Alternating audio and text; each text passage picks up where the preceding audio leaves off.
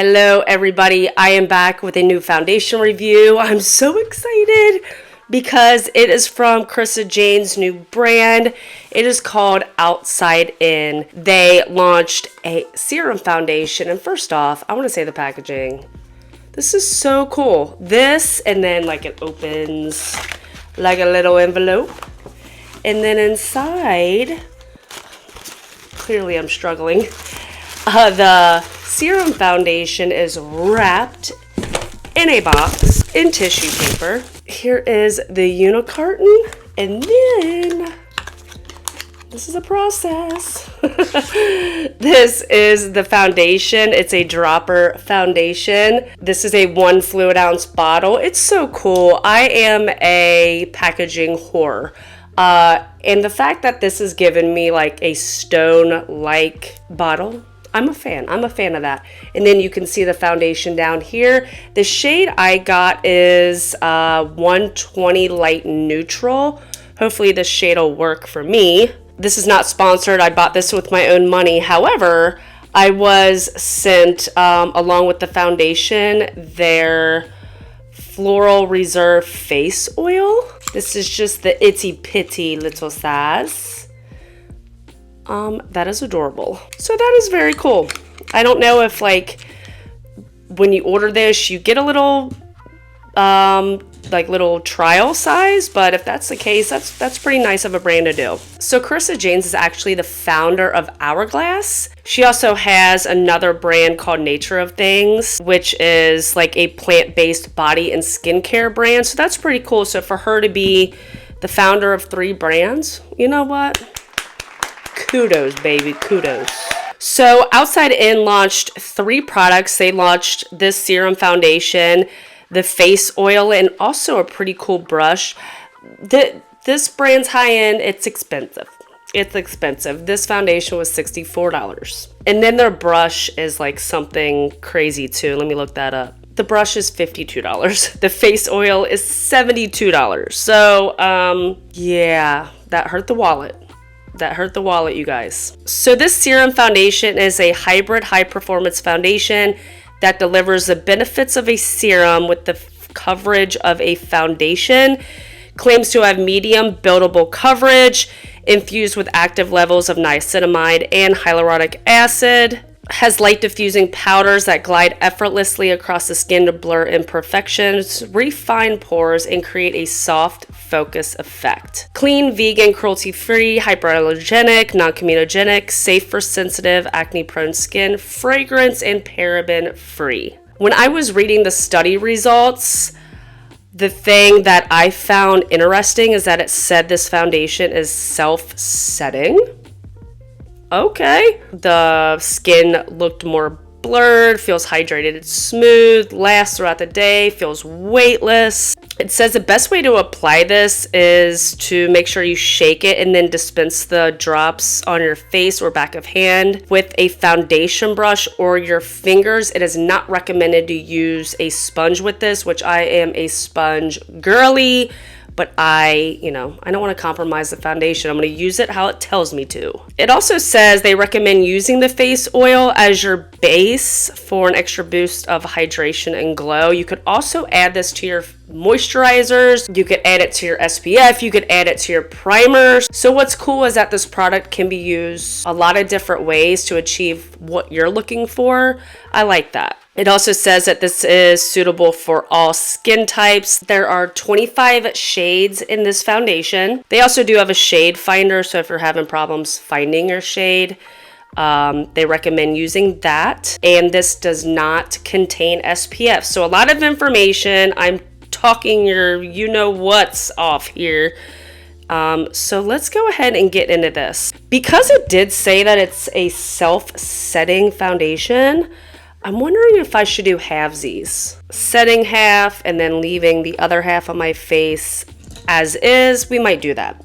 Up close and personal. So I think it said that 3 to 4 drops is light coverage, and then like 6 to 8 is medium coverage. You're not going to get full coverage with this. So if you are a full coverage type of person, you are not going to get that with this foundation. I'm also not going to use primer because, well, not everybody uses primer. So let's just see what this does for my pores since it says it's a blurring foundation. I'm going to give this a good shake. Make sure you shake it up, shake it up, shake it up, shake it up. Again, my shade is in 120. Here's what it looks like with the dropper. Very cute packaging. So I'm going to, you know, for sanitary reasons, we probably shouldn't drop it on the face, but you know. All right, I'll do it on the back of my hand. Here we go. Let's go. Let's do 3 drops and see what that gives us. I'm going to take it and just start to blend it since it said, you know, they recommend with fingertips or a brush. It's very liquidy, very thin, taking a minute to blend. I am not a full coverage foundation person, so for me, I'm thinking 3 drops will be good, or maybe like 5 for the whole face. I use like 1 pump of foundation for my face and my neck, if that gives you any understanding of how much foundation I'm used to using. This took a good 20-25 seconds to blend out. It feels like skincare. Like, you know what I mean? It feels not super thick by any means. It just feels like a serum, you know? Now, if I wear this foundation again, I will not be using my fingers. I am a brush, you know, I will use a brush. So here's both sides of my face. This shade match is good. I do have a little self-tan left on my neck, so I think that that works. It looks pretty on the skin. And I had a little pimple here. It covered that pretty well too. Now, I'm not saying that if you have texture, acne, anything like that, that it's gonna give you any type of coverage in that way. It's gonna give you light coverage. I mean, let's just call it as it is, light coverage. You can do sheer coverage, again, not full coverage. So I do wanna do 3 drops on the other side with a brush, because I'm curious if this will leave brush strokes. It's blending out much faster with a brush. I wouldn't swipe. When using a brush, I would kind of use tapping motions to get it to blend in.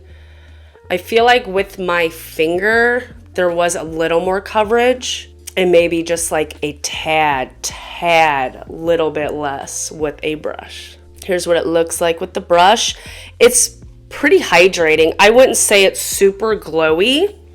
At least on my skin, I have normal to a little bit oily in my T-zone. Hopefully that makes sense. But I wouldn't say it's like super glowy by any means. It just looks more, in my opinion, more like a natural finish foundation. I feel like it does have a little bit of that blurring to the skin. It doesn't look like it's sitting on top of my skin. It looks very nice, very pretty on the skin. I'm curious if it'll settle into fine lines and wrinkles later on. I'm trying to think how I still want to do this since it does say it's self-setting. I do feel like, I mean, it's not tacky. My skin feels very soft. It's not sticky tacky. It dried. It dried pretty quickly. So I think I will set on this side of my face and leave this side just as is. I might just set my concealer. So let me go ahead and put on the rest of my makeup and then let you see what that looks like.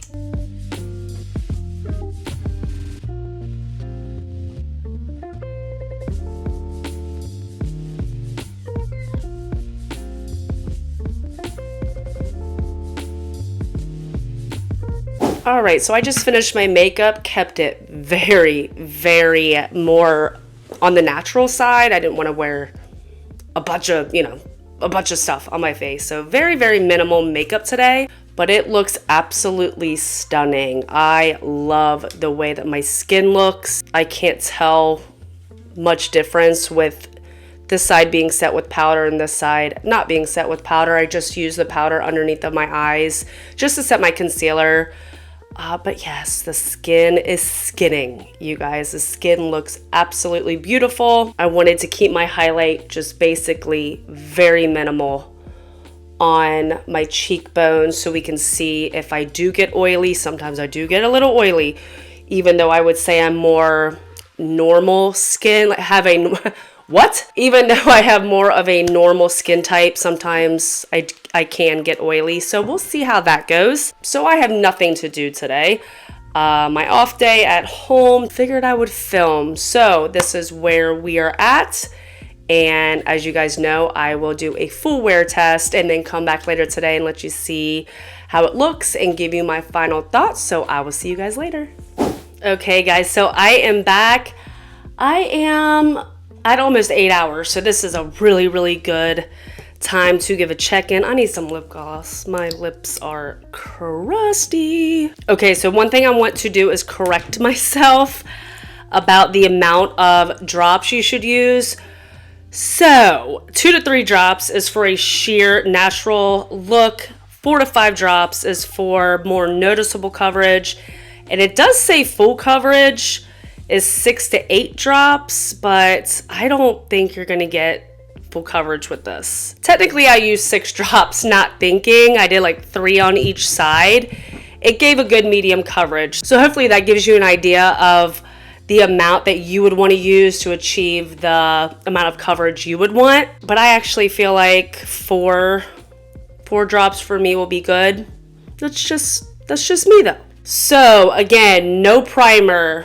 Did not set with powder on this side, set with powder on this side. I feel like I'm more glowy now. I would not say oily by any means, but I definitely think that my skin has this really pretty, more natural glow to it. I don't know, what do you guys think? I feel like my forehead's a little more shiny, but again, not necessarily oily. And sometimes with these lights, I've mentioned it before in plenty of my foundation reviews, sometimes I feel like the lights make me look a little bit more shiny, so that could be the case. But when I did look in another mirror, I did feel like I have this luminosity, this pretty luminosity to my skin that I don't necessarily dislike. It did not get crusty on this zit, which sometimes makeup can look kind of gross over a healing zit pimple.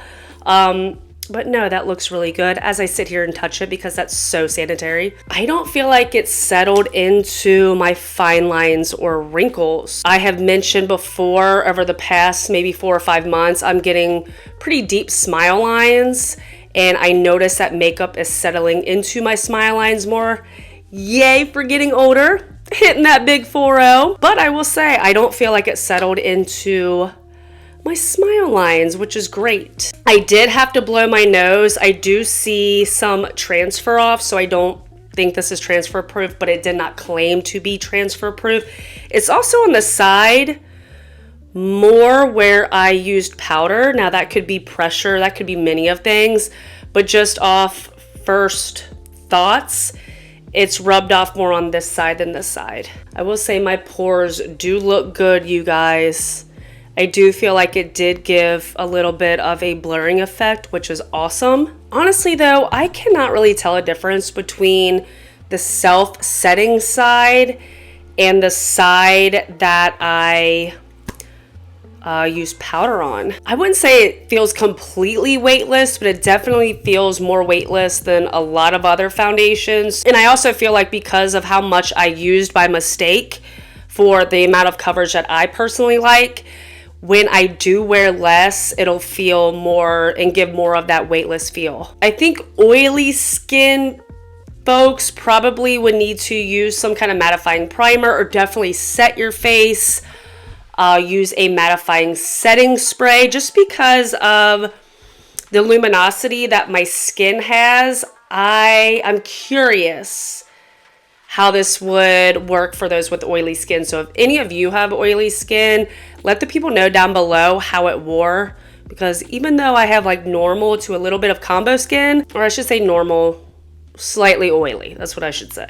I want to know. I want to know how it wore. Now it gets to a point of thinking, is this worth $64? Packaging, beautiful, unique, heavy, looks really pretty, doesn't look cheap, you know? I love packaging, and I feel like this is an A+. I like a good dropper foundations. Not all dropper foundations work for me. I feel like dropper foundations for me are an enemy of mine. I just get oily with them. I really love the skincare that it has in this. I think it played well with my skin. Is it worth $64? I don't know.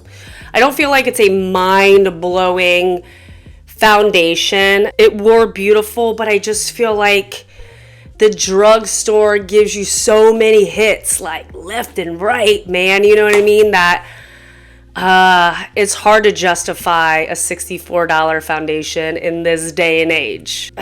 It's hard to say, like, yes, you should run out and get this foundation. It's totally worth it because, I don't know, man. Like, I like my new Maybelline Plump and Glow foundation. You know, that's been my go-to, I would say, the past week or two. And there's just so many good drugstore foundations or even cheaper high-end foundations. I just think it's about where you want to spend your buck. If it ends up in Sephora and you can get a sample, give it a go.